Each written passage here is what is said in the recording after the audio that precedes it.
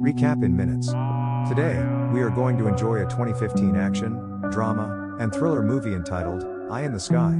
There will be spoilers ahead in this video, so chill out and enjoy. The movie begins with a woman waking up from her bed in her home. This is Colonel Catherine of the British Army. She turns her laptop on, and sees some intelligence coming from her lieutenant general named Frank Benson. She receives a video of the killing of their informant in Nairobi. She finds out that the Somalian terrorist group Al-Shabaab killed him. In the morning, she goes to her office in Permanent Joint Headquarters, Northwood in London. She gets the briefing there on the intelligence operations going on in Nairobi. She calls her general, and asks about the deceased informant's family and his support. She asks about the financial support for the informant's family. The general affirms her of all the support to his family. He tells her that he will be coming to the Cobra meeting with the minister, secretary, and attorney general. So they will discuss it further. In the next scene, a Kenyan father, who was a bicycle repairer, was teaching his daughter Alia math, and hides her books when his wife tells him that there is a customer outside. He hides her books because of the terror of Al-Shabaab. Because they were living in the area, where the terrorist group Al-Shabaab holds control, and they do not let the girls to study. He meets the customer who came there to repair his bicycle. After some time, a drone pilot Lieutenant Steve Watts reaches Creech Air Force Base in Nevada. He along with others joins the meeting with Colonel Catherine online. There she briefs them on an operation named Egret in Nairobi. She tells them that the English intelligence has some coded information that there will be a meeting in a specific house in Nairobi. Some of the key members of Al-Shabaab will be there. She points out some members including Aisha Al-Hadi from England. She tells them that she was converted from Susan Helen by Abdullah Al-Hadi. She briefs them about her troubled childhood, and later conversion of Susan. She informs them about her connections to the recent suicide bombing in the country. She also informs them that one of their cell groups has killed their English informant. She goes on and shows them the two recruits of Al-Shabaab. They were, actually, young boys and were taken to Nairobi. One Muhammad Abdisalam from America and the other Rashid Hamoud from Britain. She said, they will not capture or kill them. They will be just eye in the sky when they gather in that specific house, and the Kenyan Special Forces will launch a cordon and search there. In the next scene, Lieutenant Steve Watts and his co-worker Airman Gershon go to their cabin and watch the movement around the house in Nairobi. They direct the visuals to Colonel Catherine. She confirms from Kenyan General Moses that one of the recruits, Rashid Hamoud, has arrived at that house. After some time, General Frank reaches the Cobra meeting in British cabinet offices. On the other side, when the second boy Abdisalam arrives at the house, Colonel Catherine asks General Moses to get her closer visuals of the house. General Moses orders his bird drone operators to get into the house, to have a better look at what's going on there. When they come closer to the house, they observe that both of the boys get ready in white dresses to go somewhere. Suddenly, they saw a woman in a scarf and Catherine suspected that she was Susan Helen. Colonel Catherine and General Moses get shocked to see her there. They were actually preparing to go to the house to capture her. But in the meantime, they get into the Land Cruiser and start to walk away from the house. Lieutenant Watts and his co-worker Airman Gershon continuously follow them from the sky. Colonel Catherine asks the Kenyan General Moses to capture her, but he refuses, saying that the Al-Shabaab controls that area. He further tells her that if they go there with his team, there will be a massacre in that area, and the whole plan will lose its credibility of being covert. After knowing this, Colonel Catherine asks the general to send someone close to her location. He tells her of the dangers around that area. She insists on sending someone around that place. Then he orders his surveillance team to go into that area. After some time, the Kenyan bicycle man repairs the customer's bike. His daughter Alia comes there at the same moment and starts to play. That man points out that the girl is doing wrong and objects to her movements. His father forbids his young daughter Alia to play. After that man leaves his house, he tells his daughter not to play in the presence of other men in the house, because their house is in the Al-Shabaab controlled area. Then he lets her daughter play again when the customer is gone. In the next scene, General Moses's man, Jama, goes into the area of Al-Shabaab, and flies a drone, Beetle. He gets into the suspected house. There he gets the visuals of the rooms of the house, and especially Susan. Colonel Catherine sends a message to General Frank to approve the strike, because there were suicide bombers in the house. He consults with the secretary and minister and says, they are there to witness the capture of Susan. They refuse to hit the target.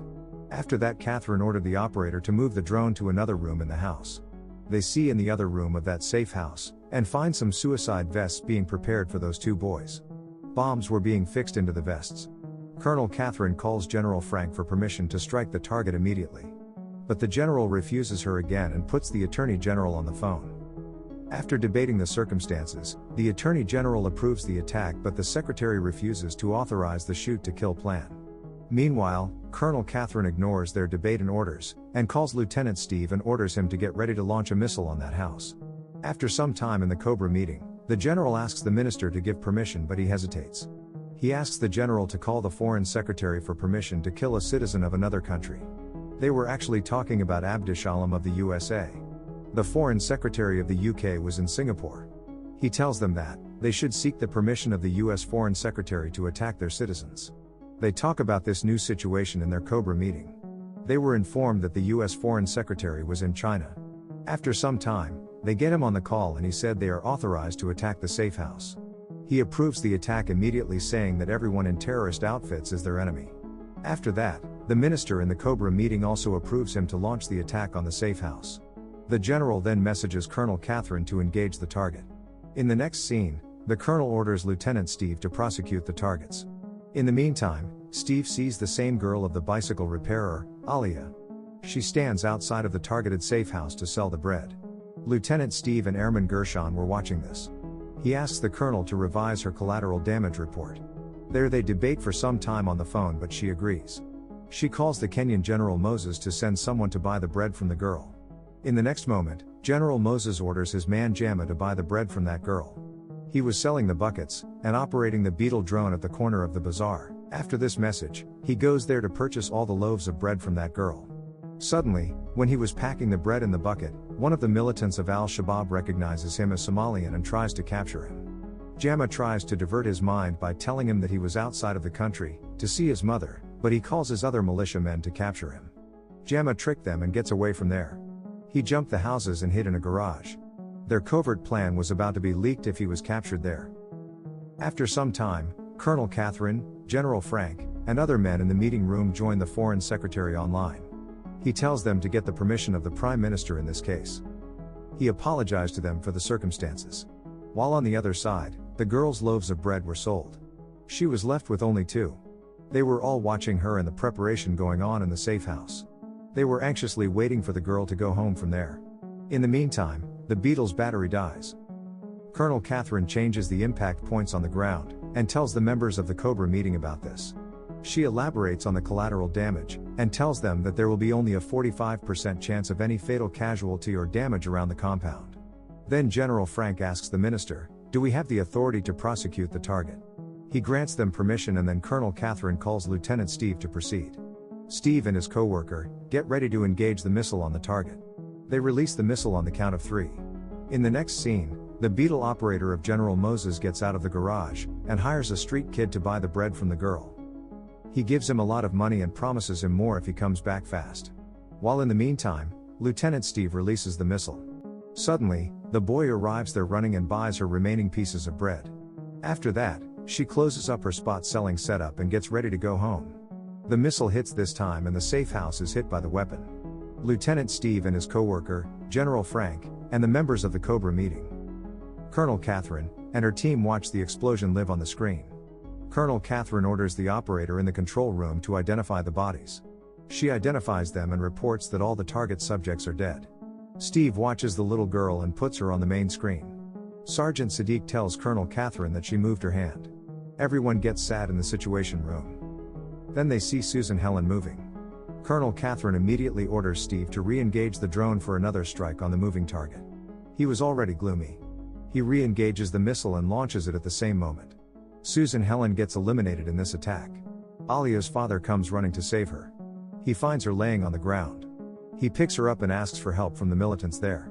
They pick them up in their truck and take them to the hospital. Colonel asks Steve to zoom in to confirm the death of the target. After confirming it, she calls General Frank and tells her that they have accomplished the mission. They dismiss the meeting after this. Miss Secretary was in grief at the death of the girl. She says this operation was disgraceful for a general. General Frank responds to this by saying that he has gone to the immediate aftermath of the suicide bombings, and he has seen a lot of innocent people dying there. This does not affect him as it was all done for the safety of the people. He reassures her that what these men would have done later would have been more terrible. He departs after saying this. The movie ends at Creech Air Force Base in Nevada. Lieutenant Steve and Airman Gershon come out of their drone control cabin. Colonel Walsh comes to them and congratulates them on the successful mission. When he sees them sad, he then asks them to go home and take a rest. Both of them were seen walking and going home at the end. Thanks for watching. Subscribe recap in minutes for more videos like this, and help the channel grow.